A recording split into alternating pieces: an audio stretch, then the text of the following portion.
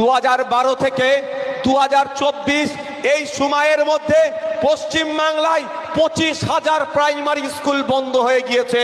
আমি জানতে চাই ওই প্রাইমারি স্কুলগুলোতে কারা পড়ে? শুধু মুসলমান, শুধু হিন্দু, শুধু দলিত, শুধু আদিবাসী?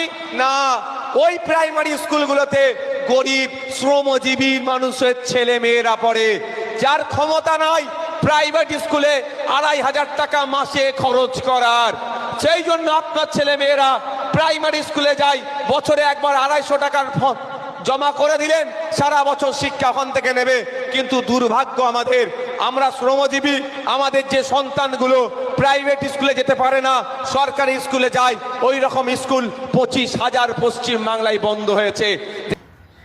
এবং বর্তমান আমাদের পশ্চিম বাংলায় যে রাজনীতি চলছে, সামনেই 26-এর ভোট, কিন্তু বেশিরভাগ নেতাকে বা যে কোনো দলের নেতাকেই দেখবেন শুধু মন্দির মসজিদ এসব নিয়েই আলোচনা হচ্ছে।